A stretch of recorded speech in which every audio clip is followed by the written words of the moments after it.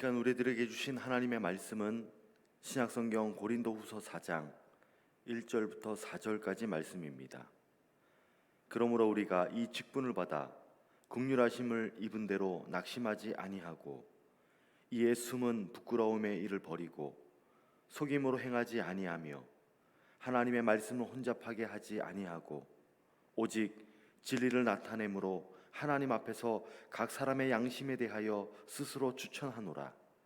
만일 우리의 복음이 가리었으면 망하는 자들에게 가리어진 것이라.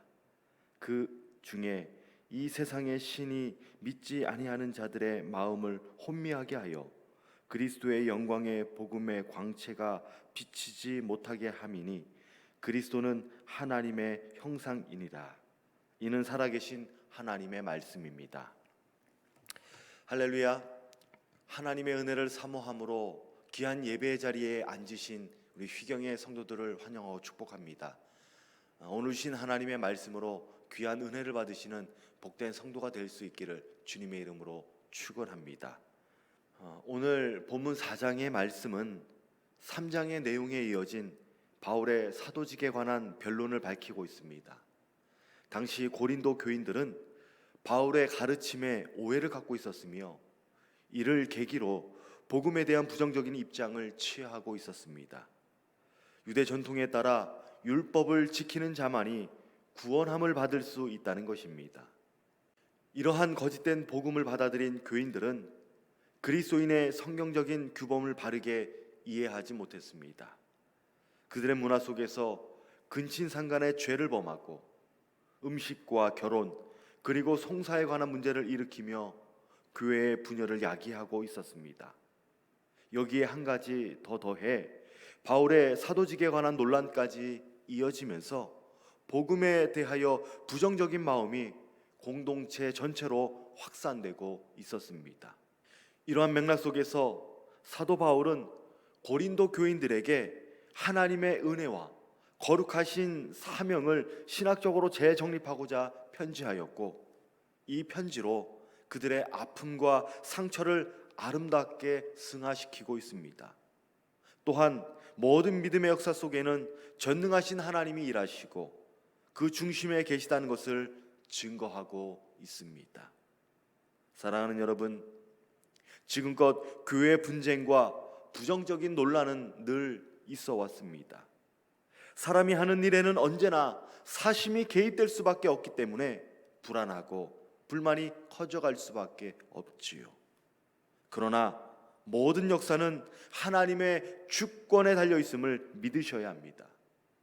다시 말해 악을 선으로 바꾸시는 하나님께서 역사의 수레바퀴를 굴리신다는 것입니다. 이 과정에서 모든 것이 합력하여 선을 이루며 하나님의 섭리로 우리를 이끌어 가십니다.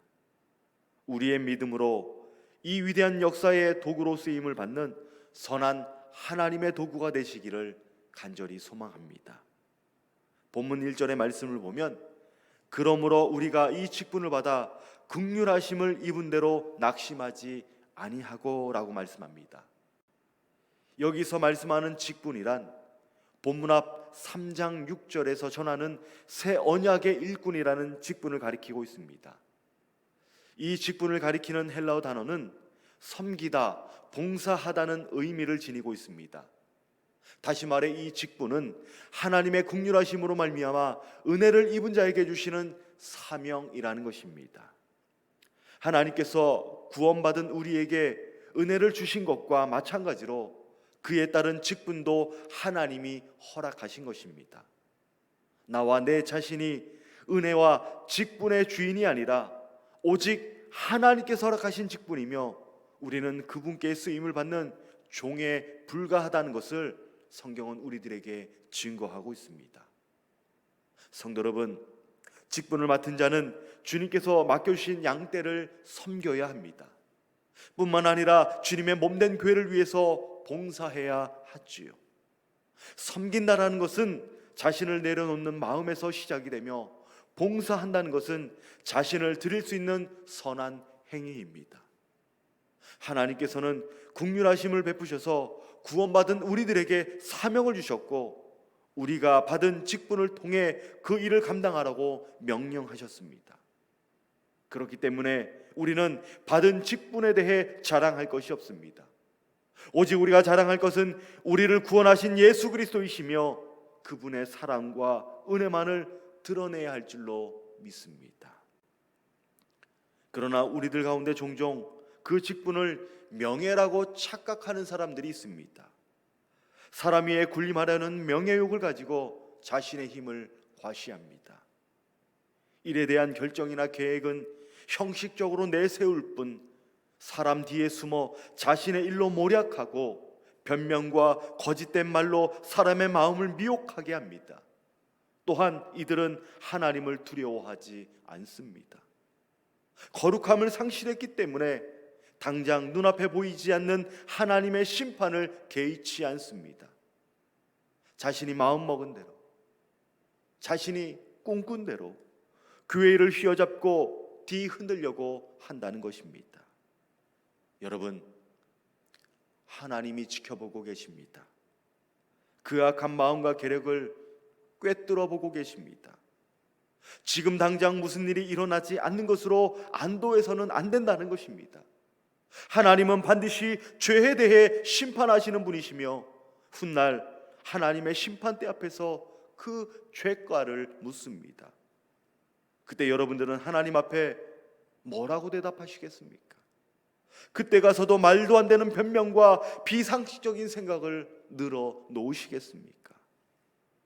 하나님께서 길이 참아주시고 용서할 수 있는 기회를 주실 때에 돌이킬 수 있기를 바랍니다. 그리고 철저하게 하나님 앞에 회개할 수 있기를 바랍니다. 본문 7절입니다. 우리가 이 보배를 질그릇에 가졌으니 이는 심히 큰 능력은 하나님께 있고 우리에게 있지 아니함을 알게 하려 함이라. 성도 여러분, 도구란 그 도구를 사용하는 사람의 필요에 맞게 쓰일 때에 가장 바람직한 것입니다. 예를 들어 못을 두드릴 망치가 필요한데 톱을 가지고 사용한다면 도구로서의 기능을 할 수가 없습니다. 하나님의 선한 도구도 마찬가지입니다. 하나님의 필요에 의해 우리가 변화되어야 합니다. 하나님께 쓰임을 받기 위해 우리는 모든 것을 내려놓을 수 있어야 합니다. 철저하게 모든 것을 하나님께 맡기고 그분의 쓰임에 따라 순종할 수 있어야 합니다. 그것이 연약함이다 할지라도, 그것에 부족함이 있다 할지라도 우리를 사용하시는 분은 나 자신이 아니라 전능하신 하나님이시라는 것을 철저하게 깨닫고 순종하는 믿음으로 나아가야 할 줄로 믿습니다. 본문에서 사용된 보배란 예수 그리스도의 얼굴에 있는 하나님의 영광을 아는 빛을 의미합니다.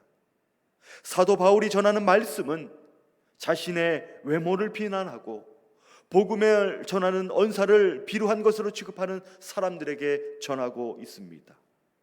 결코 인간의 모습 속에 비치는 외형이 아니라, 겉모습으로 드러난 외모가 아니라 자신의 연약함 속에서도 고난을 무릅쓰고 이겨낸 승리의 결과가 바로 사도라는 것입니다. 그런데 그 귀한 보배가 어디에 담겨 있다고 증거합니까? 바로 질그릇에 담겨 있다고 전합니다.